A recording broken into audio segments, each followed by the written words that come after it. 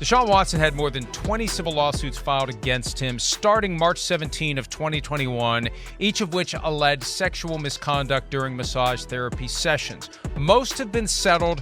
2 remain. The Associated Press reported over the weekend that today, Deshaun Watson will be questioned under oath, they call it a deposition, in a case that was filed October of 2022. That's the most recent one. Now, the good news for Watson, if he did stop doing whatever he was allegedly doing during the massage therapy sessions the first time he got sued, we're probably past the point of any more lawsuits being filed because it's been more than 2 years, and the statute of limitations in most jurisdictions for this kind of thing is 2 years. But still, he's got 2 left. 2 lawsuits remain.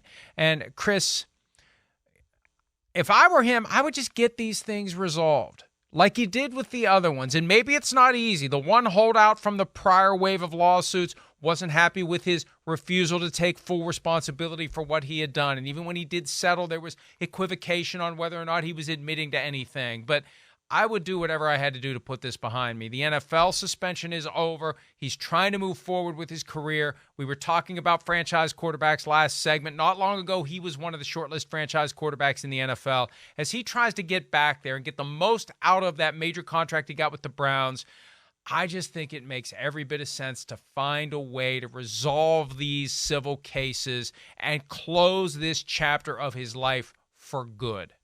I would agree with that. I would. Now, I mean, I know we don't know all the details of those kind of things, but certainly that would be what I'd be shooting for, if I was in Deshaun Watson's camp. We finally, have gotten to the point where I feel like, as fans of the NFL, whatever, we've turned the page a little bit. There's been a little bit of like, hey, forgiveness. Okay. He had to deal with issues and he's done that, and let's kind of all move on with life. And this kind of just opens it all up again. And it stinks for him. It stinks for the Browns, where you're going, oh, okay, finally they get out of the woods of distraction and dealing with all this stuff too. And now it's right back, as far as one of the main stories in the sport. So, yeah, I'm with you, Mike, there. I don't know how that goes about, or how fastly that can go down to where he can make the payment and be done with this, or is this something that's going to drag on a little, Mike, in the public eye, and it's inevitable for a few weeks? I wrestle with whether it's forgiveness or fatigue. There's only so much we can deal with one story before something else invades our radar screen and attracts our attention. How much can you talk about it? How many more developments can there be? But my point is this: the longer these cases linger, there's a chance they move back onto the front burner. I mean, if there's a trial at some point, that becomes something that we are forced to pay attention to. Because there are plenty of people that aren't going to forgive. There are plenty of people who aren't going to forget. There's just nothing more that anyone can do about it. No criminal investigations. That ended a year ago.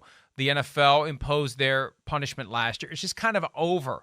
And again, it's fatigue more than anything else, but having lingering cases suggests that at some point, no matter how much fatigue we have on the story and we feel like there's nothing new to be said, if there's a trial, there'll be plenty of new things to be said, especially if there's a verdict. And the NFL has said that they're monitoring the developments in these pending cases. There will be an argument. There will be a fight if there's any further effort to discipline him, because the argument would be that they reached a settlement last year for everything. Nothing's never, unless it's happened since that settlement, it's over, it's done with. But it just makes sense for everyone if we can get to the point where he can find a way to put it behind him and everyone can move on. It dominated the NFL for more than a year, and now it feels like it's over. But the point is, it's not. 2 pending cases. We'll see where it goes. Let's go ahead and take a break. When we return, could the Buffalo Bills be plotting a move up in round 1 of the draft that starts just 17 days from now? We'll have that when PFT Live continues right after this.